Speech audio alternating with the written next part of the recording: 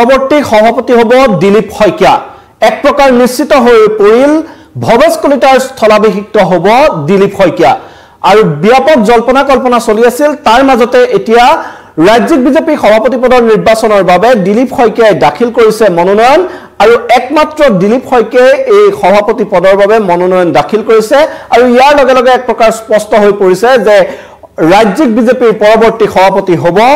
সাংসদ দিলীপ শইকীয়া নমস্কাৰ মই মিঠুপৱনে স্বাগতম জনাইছো নিউজ 18 অসম নৰ্থ ইষ্টৰ ডিজিটেল লাইভলৈ আৰু লৈ আহিছো এটা এই মুহূৰ্তৰ অতি গুৰুত্বপূৰ্ণ খবৰ যে ৰাজ্যিক বিজেপিৰ পৰৱৰ্তী সভাপতি কোন হ'ব তাক লৈ ব্যাপক জল্পনা কল্পনা চলি আছিল আৰু সেই জল্পনা কল্পনা সকলো অৱসান ঘটাই এতিয়া দিলীপ শইকীয়াই পৰৱৰ্তী ৰাজ্যিক বিজেপিৰ সভাপতি হোৱাটো এক প্ৰকাৰ নিশ্চিত হৈ পৰিছে কিয়নো মনোনয়ন পত্ৰ দাখিল কৰিলে দিলীপ শইকীয়াই মুখ্যমন্ত্ৰীৰ উপস্থিতিত সভাপতি পদৰ বাবে মনোনয়ন পত্ৰ দাখিল কৰিছে দিলীপ শইকীয়াই আৰু ৰাজ্যিক বিজেপিৰ সভাপতি হোৱাটো দিলীপ শইকীয়াৰ যে সভাপতি হ'ব সেয়া এক প্ৰকাৰ নিশ্চিত হৈ পৰিছে শুকুৰবাৰে সন্ধিয়া আনুষ্ঠানিকভাৱে ঘোষণা হ'ব সভাপতি ৰূপে দিলীপ শইকীয়াৰ নাম কিন্তু এই মুহূৰ্তলৈকে আজি যেহেতু মনোনয়ন দাখিল কৰা অন্তিম দিন আৰু এই অন্তিম দিনৰ অন্তিম মুহূৰ্তত বুলি ক'ব লাগিব এই অন্তিম মুহূৰ্তত মুখ্যমন্ত্ৰীৰ উপস্থিতিত যিসকল কেন্দ্ৰীয় পৰ্যবেক্ষক আহিছে তেওঁলোকৰ সন্মুখত মনোনয়ন পত্ৰ দাখিল কৰিলে দিলীপ শইকীয়াই আৰু তাৰ লগে লগে ভৱেশ কলিতাৰ বিদাৰ নিশ্চিত হল আৰু ভৱেশ কলিতাৰ স্থলাভিষিক্ত হ'ব দিলীপ শইকীয়া সেই কথা এক প্ৰকাৰ নিশ্চিত হৈ পৰিল কিন্তু এই যে জল্পনা কল্পনা সকলো চলি আছিল ইয়াত কেনেদৰে তুলাচনীত উঠিল ভৱেশ কলিতাৰ ঠাইত কেনেদৰে দিলীপ শইকীয়া তুলাচনীত উঠিল সেই কথাসমূহ এতিয়া যথেষ্ট চৰ্চালৈ আহিছে আৰু এই ক্ষেত্ৰত ক'ব লাগিব যে আৰএছএছ মূলৰ হোৱাৰ বাবে দিলীপ শইকীয়াই ৰাজ্যিক বিজেপিৰ সভাপতি পদ লাভ কৰিলে বুলি এতিয়া সৰ্বাধিক চৰ্চা হৈছে আৰু এই ক্ষেত্ৰত যে আৰএছএছৰ ভূমিকাৰ বাবে দিলীপ শইকীয়া সভাপতি পদত অধিষ্ঠিত হোৱাটো এক প্ৰকাৰ সম্ভৱ হ'ল সেয়া সকলোৰে মুখে মুখে এতিয়া শুনিবলৈ পোৱা গৈছে মই যদি কওঁ যে এই যি প্ৰক্ৰিয়া আছিল ৰাজ্যিক সভাপতি নিৰ্বাচনৰ যি প্ৰক্ৰিয়া এই নিৰ্বাচনৰ প্ৰক্ৰিয়াত কেইবাজনো বিজেপি নেতাৰ নাম চৰ্চালৈ আহিছিল প্ৰথমতে ইয়াত যিগৰাকী বৰ্তমানৰ ৰাজ্যিক সভাপতি আছিল ভৱেশ কলিতা তেওঁৰ নাম চৰ্চাত আছিল সমান্তৰালকৈ মন্ত্ৰী ৰঞ্জিত কুমাৰ দাসৰ নামো এই যি সভাপতিৰ তালিকা এই সভাপতিৰ তালিকাত তেওঁৰ নামো চৰ্চাত আছিল তাৰ সমান্তৰালকৈ প্ৰাক্তন সাংসদ তথা মুখ্যমন্ত্ৰীৰ অতি ঘনিষ্ঠ ৰূপে পৰিচিত পল্লৱ লোচন দাসৰ নামো ৰাজ্যিক বিজেপিৰ সভাপতিৰ নিৰ্বাচনৰ তালিকাত চৰ্চিত আছিল আৰু একেদৰে দিলীপ শইকীয়াৰ নাম চৰ্চালৈ আহিছিল আৰু শেষ মুহূৰ্তত তাৰ সমান্তৰালকৈ কিন্তু আন এগৰাকী চাহ জনজাতি নেতা ৰামেশ্বৰ তেলী প্ৰাক্তন কেন্দ্ৰীয় মন্ত্ৰী ৰামেশ্বৰ তেলীৰ নামো চৰ্চালৈ আহিছিল আৰু একেদৰে মুখ্যমন্ত্ৰীৰ ঘনিষ্ঠ আনগৰাকী বিজেপি নেতা সাংসদ প্ৰদান বৰুৱাৰ নামো ৰাজ্যিক বিজেপিৰ সভাপতি হিচাপে চৰ্চালৈ আহিছিল এই কেইজন নেতাৰ নাম চৰ্চাত আছিল আৰু কিন্তু এই ক্ষেত্ৰত এটা কথা ক'ব লাগিব যে দলীয়ভাৱে যি সিদ্ধান্ত গ্ৰহণ কৰা হ'ল যে যিসকল জিলা সভাপতিয়ে হওক বা ৰাজ্যিক সভাপতিয়ে হওক তেওঁলোকে কিন্তু পৰৱৰ্তী নিৰ্বাচনত 2026ত এটা নিৰ্বাচন অনুষ্ঠিত হ'বলৈ গৈ আছে আৰু সেই সাধাৰণ নিৰ্বাচনত এই যিসকল ৰাজ্যিক সভাপতি হওক বা জিলা সভাপতি হওক তেওঁলোকে প্ৰতিদ্বন্দ্বিতা কৰিব নোৱাৰিব আৰু এই যি চৰ্ত দলীয় সিদ্ধান্ত যি লোৱা হ'ল তাৰ পিছতে কিন্তু বৰ্তমানৰ যিগৰাকী সভাপতি আছিল ভৱেশ কলিতা সেই ভৱেশ কলিতাই ৰাজ্যিক সভাপতি পদ গ্ৰহণ কৰিবলৈ এক প্ৰকাৰ অনিচ্ছা প্ৰকাশ কৰিলে তেওঁ যিহেতু পুনৰ নিৰ্বাচনত অৱতীৰ্ণ হোৱাৰ তেওঁ আশা পুহি ৰাখিছে তেওঁ মন্ত্ৰী হোৱাৰ যথেষ্ট তেওঁৰ আশা আছে সেইবাবে তেওঁ এই পদ গ্ৰহণ কৰাৰ সিদ্ধান্ত নললে আৰু এই যি সভাপতি নিৰ্বাচনৰ দৌৰৰ পৰা তেওঁ এক প্ৰকাৰ আঁতৰি আহিল নিজৰ নাম উঠাই ললে আৰু তাৰ সমান্তৰালকৈ একেদৰে চৰ্চালৈ আহিছিল আজি পুৱালৈকে চৰ্চাত আছিল ৰঞ্জিত কুমাৰ দাসৰ নাম জ্যেষ্ঠ মন্ত্ৰী ৰঞ্জিত কুমাৰ দাসে পূৰ্বেও এবাৰ তেওঁ ৰাজ্যিক বিজেপিৰ সভাপতিৰ পদত অধিষ্ঠিত হৈছিল তাৰ পিছত তেওঁ আকৌ মন্ত্ৰীৰ পদ গ্ৰহণ কৰিছিল আৰু সেই ৰঞ্জিত দাসৰো এই একেটা কথাৰ বাবে হয়তো তেওঁ নিজৰ এই নিজেই পিছুৱাই আহিবলৈ বাধ্য হ'ল যে যদি ৰাজ্যিক সভাপতিৰ পদ গ্ৰহণ কৰে তেতিয়াহ'লে 2026ত তেওঁ নিৰ্বাচনত প্ৰতিদ্বন্দ্বিতা কৰিব নোৱাৰিব সেইবাবে ৰঞ্জিত দাসেও যেন পিছ হুকি আহিল আৰু তেওঁ সভাপতি পতাৰ ক্ষেত্ৰত কিন্তু যিসকল দলীয় নেতৃত্ব দলীয় নীতি নিৰ্ধাৰক আছে তেওঁলোকৰ আৰু এটা কথা বিশেষকৈ বিচাৰি আছিল যে এজন নতুন মুখক এই ৰাজ্যিক সভাপতিৰ দায়িত্ব দিয়া হওক যাৰ সাংগঠনিক কিছু ভিত্তি আছে সাংগঠনিক ভিত্তি আছে তেওঁলোক এজন বলিষ্ঠ নেতাক এই ৰাজ্যিক বিজেপিৰ সভাপতিৰ পদ দিয়া হওক যেহেতু ৰঞ্জিত দাসে পূৰ্বে এবাৰ ৰাজ্যিক সভাপতি হিচাপে কাৰ্যনিৰ্বাহ কৰিছে সেই কাৰণে এগৰাকী নতুনক নিৰ্বাচনৰ ক্ষেত্ৰত দলীয় যি নেতৃত্ব আছিল তেওঁলোক আগ্ৰহী আছিল সেইবাবে ৰঞ্জিত দাসও হয়তো এই যি দৌৰ আছিল এই দৌৰৰ পৰা আঁতৰিলে একেদৰে পল্লৱ লোচন দাসৰ নামো চৰ্চালৈ আহিছিল কিন্তু শেষ মুহূৰ্তত দেখা গ'ল যে পল্লৱ লোচন দাসেই হওক বা প্ৰদান বৰুৱাই হওক কোনেও এই ক্ষেত্ৰত মনোনয়ন পত্ৰ দাখিল নকৰিলে আৰু মুখ্যমন্ত্ৰীৰ সৈতে গৈ দিলীপ শইকীয়াই এতিয়া ৰাজ্যিক বিজেপিৰ সভাপতি নিৰ্বাচনৰ বাবে মনোনয়ন পত্ৰ দাখিল কৰিলে একমাত্ৰ প্ৰাৰ্থী হিচাপে আৰু ইয়াৰ লগে লগে স্পষ্ট হৈ পৰিল যে ৰাজ্যিক বিজেপিৰ পৰৱৰ্তী সভাপতি হ'ব দিলীপ শইকীয়া 2026ৰ নিৰ্বাচনলৈ দলক নেতৃত্ব দিব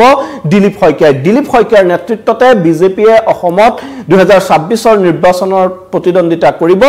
এই কথা এক প্ৰকাৰ প্ৰায় নিশ্চিত হৈ পৰিছে আৰু দিলীপ শইকীয়া কেনেদৰে সভাপতি পদৰ বাবে তুলাচনীত উঠিল এই ক্ষেত্ৰত যদি আমি চাবলৈ যাওঁ যে দিলীপ শইকীয়া হৈ গ'ল এগৰাকী অতি পুৰণি আৰএছএছ তথা বিজেপিৰ নেতা আৰু আৰএছএছৰ পছন্দৰ নাম হিচাপে দিলীপ শইকীয়াৰ নাম সভাপতিৰ দৌৰত চৰ্চালৈ আহিছিল আৰু এই আৰএছএছ মূলৰ হোৱা বাবে দিলীপ শইকীয়া এতিয়া ৰাজ্যিক বিজেপিৰ সভাপতি হিচাপে অধিষ্ঠিত হোৱাৰ সভাপতিৰ আসনত অধিষ্ঠিত হোৱাৰ পথ মুকলি হোৱা বুলি সৰ্বাধিক চৰ্চালৈ আহিছে আৰু যদি দিলীপ শইকীয়া সম্পৰ্কে আমি ক'বলৈ যাওঁ যে 90 দশকৰ পৰাই বিজেপিৰ সৈতে জড়িত হৈ আছে দিলীপ শইকীয়া বিজেপি আৰএছএছৰ তেওঁ দীৰ্ঘদিনীয়া একনিষ্ঠ কৰ্মী হিচাপে নিজকে প্ৰতিষ্ঠা কৰিছে আৰু দলৰ আটাইতকৈ বেয়া দিনতো তেওঁ কিন্তু এই বিজেপি দলৰ সৈতে জড়িত হৈ আছিল 90 দশকৰ পৰাই তেওঁ আৰএছএছৰ হৈ কাম কৰি আছিল আৰএছএছৰ হৈ তেওঁ বিভিন্ন ধৰণৰ সাংগঠনিক কামত তেওঁ ব্ৰতী আছিল একেদৰে তেওঁ বিজেপিৰ সৈতে জড়িত হৈ আছিল আৰু এইখিনিতে আজি এটা কথা উল্লেখ কৰিব লাগিব যে যি সময়ত অসমত আলফাৰ যথেষ্ট প্ৰভাৱ আছিল এসময়ত আৰএছএছৰ নেতাসকলক যেতিয়া আলফাই আক্ৰমণৰ লক্ষ্য কৰি লৈছিল সেই সময়ত আলফাৰ হাতত শাৰীৰিকভাৱে অপদস্থ হ'বলগীয়া হৈছিল এইজন দিলীপ শইকীয়াই আজি যিজন দিলীপ শইকীয়া ৰাজ্যিক সভাপতি হিচাপে নিৰ্বাচিত হোৱাৰ পথ প্ৰশস্ত হ'ল সেইজন দিলীপ শইকীয়াই এসময়ত বিজেপি আৰএছএছ কৰাৰ বাবে আলফাৰ হাতত প্ৰহিত হ'বলগীয়া হৈছিল আৰু সেই সমূহ ঘটনাৰ যে প্ৰতিদান এতিয়া তেওঁ শীৰ্ষ নেতৃত্বৰ পৰা লাভ কৰিছে লাহে লাহে সেই কথা এক প্ৰকাৰ নিশ্চিত হৈ পৰিছে আৰু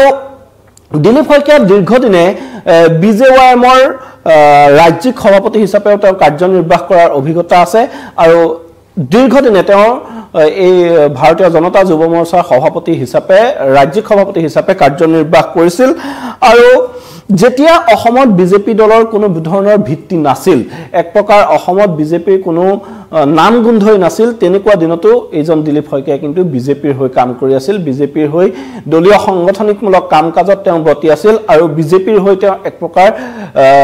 গাঁৱে গাঁৱে গৈ লাগি আছিল আৰু সেইজন দিলীপ শইকীয়াই আজি এতিয়া ৰাজ্যিক বিজেপিৰ সভাপতি হোৱাৰ দিশে গতি কৰিছে আৰু 2019 চনত ক্ষমা কৰিব 2019 চনত অতদিনে দলৰ হৈ নিস্বাৰ্থভাৱে সেৱা আগবঢ়োৱাৰ বাবে 2019 চনত তেওঁক মঙ্গলদৈ সংসদীয় সমষ্টিৰ পৰা দলে টিকট প্ৰদান কৰিছিল আৰু সেইবাৰ প্ৰথমবাৰৰ বাবে তেওঁ সাংসদ হিচাপে নিৰ্বাচিত হ'বলৈ সক্ষম হৈছিল 2019 চনত আৰু 2019 চনত তেওঁ সাংসদ নিৰ্বাচিত হোৱাৰ পিছতেই পৰৱৰ্তী সময়ত বিজেপিৰ ৰাষ্ট্ৰীয় সাধাৰণ সম্পাদকৰ দৰে দায়িত্বটো তেওঁ অধিষ্ঠিত কৰিছিল দলীয় শীৰ্ষ নেতৃত্বই তেওঁৰ ওপৰত যথেষ্ট আস্থা ৰাখিছিল দলীয় শীৰ্ষ নেতৃত্বই আৰু তাৰ পৰিণতিতে তেওঁ ৰাষ্ট্ৰীয় সাধাৰণ বিজেপিৰ দৰে এটা বৃহৎ দলৰ ৰাষ্ট্ৰীয় সাধাৰণ সম্পাদকৰ দৰে পদত তেওঁ অধিষ্ঠিত হৈছিল আৰু 2024 চনত পুনৰ তেওঁ মঙ্গলদৈ সংসদীয় সমষ্টিৰ পৰা সাংসদ হিচাপে নিৰ্বাচিত হয় আৰু এইজন নেতাই ইতিমধ্যে নিজৰ সাংগঠনিক শক্তি তেওঁ প্ৰদৰ্শন কৰিবলৈ সক্ষম হৈছে দুটাকৈ নিৰ্বাচনত তেওঁ বিপুল ভোটত জয় হৈ নিজৰ দক্ষতা তেওঁ প্ৰমাণ কৰিছে সমান্তৰালকৈ দীৰ্ঘদিনে তেওঁ RSSৰ বিশ্বস্ত এজন সংঘ পৰিয়ালৰ এজন বিশ্বস্ত তেওঁ সদস্য হিচাপে নিজকে প্ৰতিষ্ঠা কৰাত সক্ষম হৈছে আৰু সেইবাবে এতিয়া তুলাচনীত উঠিছে এইজন দিলীপ শইকীয়া আৰু শেহতীয়াকৈ যদি আমি বিজেপিৰ আন ৰাজ্যৰ ক্ষেত্ৰতো চাওঁ যে বিজেপিৰ যিসমূহ শীৰ্ষ পদবী আছে সেই শীৰ্ষ পদবীসমূহত কিন্তু এই সংঘ পৰিবাৰৰ আদৰ্শৰে অনুপ্ৰাণিত লোককহে এতিয়া অধিষ্ঠিত কৰা দেখিবলৈ পোৱা গৈছে এই ক্ষেত্ৰত আমি বিভিন্ন ৰাজ্যৰো আমি উদাহৰণ দিব পাৰোঁ কিন্তু এটা কথা ঠিক যে এতিয়া বিজেপিৰ যিসমূহ শীৰ্ষ পদবী আছে এই শীৰ্ষ পদবীসমূহত যিসকল সংঘ পৰিবাৰৰ অনুপ্ৰাণিত লোক আছে সংঘ পৰিবাৰৰ আদৰ্শৰে অনুপ্ৰাণিত লোক আছে তেওঁলোককহে অধিষ্ঠিত কৰোৱা হৈছে শেহতীয়াকৈ যদি চাওঁ যে মধ্যপ্ৰদেশৰ মুখ্যমন্ত্ৰী নিৰ্বাচনৰ সময়ত কাৰো কোনেও কেতিয়াও কল্পনা কৰিব নোৱাৰাকৈ হঠাৎ মোহন যাদৱক মুখ্যমন্ত্ৰী হিচাপে নিৰ্বাচিত কৰা হৈছিল আৰু এইগৰাকী মোহন যাদৱ আছিল যে সংঘৰ আদৰ্শৰে লালিত পালিত হৈ ৰাজনৈতিক নেতা হোৱা এগৰাকী লোক তেনেদৰে আমি যদি ৰাজস্থানৰ মুখ্যমন্ত্ৰী ভজনলাল শৰ্মাৰ কথা চাওঁ মুখ্যমন্ত্ৰী ভজনলাল শৰ্মাই যে মুখ্যমন্ত্ৰীত্ব লাভ কৰিব সেয়া ঘোষণা হোৱাৰ আগলৈকে হয়তো কোনেও কল্পনাই কৰিব পৰা নাছিল আৰু বিজেপিত এতিয়া শেহতীয়াকৈ এনেধৰণেই সিদ্ধান্তসমূহ হ'বলৈ ধৰিছে যে সৰ্বাধিক চৰ্চাত যিসকল লোক থাকে তাৰ বিপৰীতে এজন আন লোকে এই দায়িত্ব লাভ কৰে আৰু বিশেষকৈ সংঘ পৰিয়ালৰ বিশ্বস্ত সংঘ পৰিবাৰৰ বিশ্বস্ত বুলি যোন বিশেষকৈ পৰিচিত হয় তেনে লোকেহে এতিয়া বিজেপিৰ যিসমূহ শীৰ্ষ পদবী আছে সেই শীৰ্ষ পদবীসমূহ অধিকাৰ কৰিবলৈ সক্ষম হৈছে আৰু তেনেদৰে যদি আমি অসমৰ প্ৰেক্ষাপটত চাওঁ অসমতো শেহতীয়াকৈ এনেধৰণৰ ঘটনা আমি দেখিবলৈ পাইছোঁ অসমতো এনেকুৱা ধৰণৰ ঘটনা হৈছে যিগৰাকী BJYMৰ ৰাজ্যিক সভাপতি ৰাকেশ দাস এই ৰাকেশ দাসকো কিন্তু তেওঁ যথেষ্ট সংঘ পৰিবাৰৰ অনুগত আছিল সেইবাবে হঠাৎ কোনো ধৰণৰ তেওঁ বিশেষ নাম চৰ্চালৈ নহাকৈ তেওঁ ভাৰতীয় জনতা যুৱ মৰ্চাৰ ৰাজ্যিক সভাপতিৰ দায়িত্ব লাভ কৰিছিল আৰু এতিয়া সেই ঘটনাৰ পুনৰাবৃত্তি ঘটিল ৰাজ্যিক বিজেপিৰ সভাপতি নিৰ্বাচনৰ ক্ষেত্ৰতো ৰাজ্যিক বিজেপিৰ সভাপতি নিৰ্বাচনতো এই সংঘ পৰিবাৰৰ আদৰ্শৰ দ্বাৰা অনুপ্ৰাণিত দিলীপ শইকীয়াই এতিয়া বাজিমাত কৰিলে বিভিন্নজনৰ নাম চৰ্চালৈ আহিলে কিন্তু সকলো জল্পনা কল্পনাৰ অন্ত পেলাই এক প্ৰকাৰ দিলীপ শইকীয়াই ৰাজ্যিক বিজেপিৰ সভাপতি হোৱাটো এই মুহূৰ্তত নিশ্চিত হৈ পৰিছে মই পুনৰ জনাইছোঁ যে দিলীপ শইকীয়াই ৰাজ্যিক বিজেপিৰ সভাপতি পদৰ বাবে মনোনয়ন পত্ৰ দাখিল কৰিছে মুখ্যমন্ত্ৰীৰ সৈতে বাজপেয়ী ভৱনত উপস্থিত হৈ তেওঁ মনোনয়ন পত্ৰ দাখিল কৰিছে আৰু আনুষ্ঠানিকভাৱে অৱশ্যে কাইলৈ সন্ধিয়া 7 বজাতহে ঘোষণা কৰা হ'ব বুলি মুখ্যমন্ত্ৰীয়ে ইতিমধ্যে মন্তব্য কৰিছে ৰাজ্যিক বিজেপিৰ সভাপতিৰ নাম আৰু কেন্দ্ৰীয় পৰ্যবেক্ষক হিচাপে কেন্দ্ৰীয় মন্ত্ৰী গজেন্দ্ৰ সিং শেখাৱত ইতিমধ্যে অসমলৈ ৰাওনা হোৱা বুলি আমি এই মুহূৰ্তত তথ্য লাভ কৰিছোঁ তেওঁ কিছু সময়ৰ পিছতে হয়তো অসমত উপস্থিত হ'ব আৰু এই কেন্দ্ৰীয় মন্ত্ৰী গজেন্দ্ৰ সিং শেখাৱত কেন্দ্ৰীয় নিৰ্বাচনী পৰ্যবেক্ষক হিচাপে তেওঁ দায়িত্বত আছে ৰাজ্যিক সভাপতি নিৰ্বাচনৰ ক্ষেত্ৰত আৰু তেওঁৰ উপস্থিতিত কাইলৈহে আনুষ্ঠানিকভাৱে ঘোষণা হ'ব দিলীপ শইকীয়াৰ নাম ৰাজ্যিক বিজেপিৰ সভাপতি হিচাপে কিন্তু বৰ্তমানৰ যিসমূহ ঘটনাক্ৰম সেই ঘটনাক্ৰমে স্পষ্ট কৰি দিছে যে পৰৱৰ্তী ৰাজ্যিক বিজেপিৰ সভাপতি হ'ব দিলীপ শইকীয়াই এতিয়া বিদায় মাগিলে ভৱেশ কলিতাৰ স্থলাভিষিক্ত হ'ব দিলীপ শইকীয়াই আৰু সেই কথা এক প্ৰকাৰ প্ৰায় নিশ্চিত হৈ পৰিছে কিয়নো একমাত্ৰ এগৰাকী প্ৰাৰ্থী হিচাপে দিলীপ শইকীয়াই প্ৰদান কৰিছে মনোনয়ন পত্ৰ মুখ্যমন্ত্ৰীৰ উপস্থিতিত মনোনয়ন পত্ৰ দাখিল কৰিছে আৰু কেৱল এজন প্ৰাৰ্থীয়ে যেহেতু মনোনয়ন পত্ৰ দাখিল কৰিছে আৰু এই মনোনয়ন পত্ৰ দাখিল কৰাৰ লগে লগে স্পষ্ট হৈ পৰিছে যে দিলীপ শইকীয়াই পৰৱৰ্তী সভাপতি হ'ব কিন্তু আমি যদি আজি দিনৰ ভাগত চাওঁ যে প্ৰাক্তন কেন্দ্ৰীয় মন্ত্ৰী ৰামেশ্বৰ তেলীয়েও কৈছিলে যে সভাপতি হ'বলৈ মই আগ্ৰহী মই সভাপতি হ'ব বিচাৰোঁ আৰু একাংশ দলীয় সূত্ৰৰ মতে সৰ্বানন্দ সোণোৱালৰ পছন্দৰ প্ৰাৰ্থী আছিল ৰামেশ্বৰ তেলী ৰাজ্যিক বিজেপিৰ সভাপতি হিচাপে আৰু যদি আমি চাওঁ 26ৰ প্ৰেক্ষাপটত যদি কিছু সমীকৰণলৈ আমি চাওঁ তেতিয়াহ'লে চাহ জনগোষ্ঠীৰ এগৰাকী মন্ত্ৰী হিচাপে শেহতীয়া মুখ্যমন্ত্ৰীৰ যি মন্ত্ৰীসভা সম্প্ৰসাৰণ আছিল এই মন্ত্ৰীসভা সম্প্ৰসাৰণটো এগৰাকী মন্ত্ৰীৰ মন্ত্ৰিত্ব কটা গৈছিল তাৰ পিছতে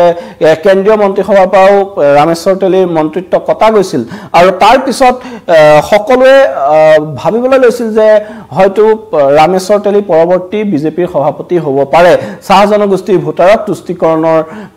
বাবে বিজেপিয়ে হয়তো এনে সিদ্ধান্ত ল'ব পাৰে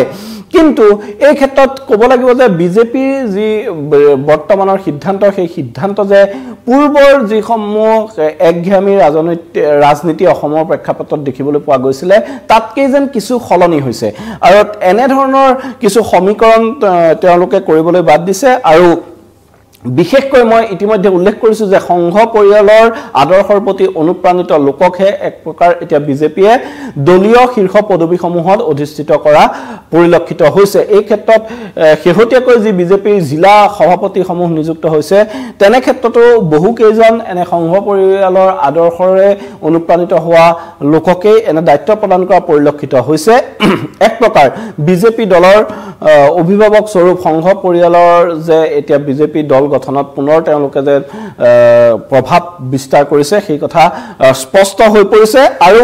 এই ক্ষেত্ৰত ক'ব লাগিব দিলীপ শইকীয়াৰ এতিয়া কান্ধত গধুৰ দায়িত্ব দিলীপ শইকীয়াই 2026ৰ নিৰ্বাচনী বৈতৰণি পাৰ কৰোৱাত বিজেপিক কেনেধৰণে নেতৃত্ব দিয়ে এতিয়া সকলোৰে তাৰ ওপৰতে দৃষ্টি নিবদ্ধ থাকিব কিন্তু এই মুহূৰ্তত এটা কথা ক'ব লাগিব আনুষ্ঠানিকভাৱে ঘোষণা নহলেও দিলীপ শইকীয়াই পৰৱৰ্তী ৰাজ্যিক বিজেপিৰ সভাপতি হোৱাটো নিশ্চিত হৈ পৰিছে দিলীপ শইকীয়াই ইতিমধ্যে মনোনয়ন পত্ৰ দাখিল কৰিছে একমাত্ৰ এজন প্ৰাৰ্থী হিচাপে বিজেপিৰ ৰাজ্যিক সভাপতি নিৰ্বাচনৰ মনোনয়ন পত্ৰ দাখিল কৰিছে দিলীপ শইকীয়াই মুখ্যমন্ত্ৰীৰ সৈতে গৈ তেওঁ মনোনয়ন পত্ৰ দাখিল কৰিছে আৰু ইয়াৰ লগে লগে স্পষ্ট হৈ গৈছে যে আৰু যেহেতু আন কোনো প্ৰাৰ্থী এই নিৰ্বাচনত নাই তেতিয়া বিনা প্ৰতিদ্বন্দ্বিতাৰে ৰাজ্যিক বিজেপিৰ সভাপতি নিৰ্বাচিত হোৱাৰ পথ প্ৰশস্ত হ'ল দিলীপ শইকীয়াৰ আৰু কাইলৈ আনুষ্ঠানিকভাৱে ঘোষণা হ'ব ৰাজ্যিক বিজেপিৰ সভাপতি হিচাপে দিলীপ শইকীয়াৰ নাম যিগৰাকী কেন্দ্ৰীয় পৰ্যবেক্ষক আছে কেন্দ্ৰীয় মন্ত্ৰী গজেন্দ্ৰ সিং শেখাৱত এই গজেন্দ্ৰ সিং শেখাৱতৰ উপস্থিতিত কাইলৈ আনুষ্ঠানিকভাৱে ঘোষণা হ'ব কিন্তু এই মুহূৰ্তত এটা কথা প্ৰায় নিশ্চিত হৈ পৰিছে যে ৰাজ্যিক বিজেপিৰ পৰৱৰ্তী সভাপতি হ'ব দিলীপ শইকীয়া এই মুহূৰ্তত মই ধন্যবাদ জনাইছো আপোনালোক সকলোকে আৰু পৰৱৰ্তী এই ক্ষেত্ৰত যি সমূহ আমাৰ হাতত আপডেট থাকে আমি ডাৰৰ খবৰ দ্বাৰে আপোনালোকক দি যাবলৈ যত্ন কৰিম ধন্যবাদ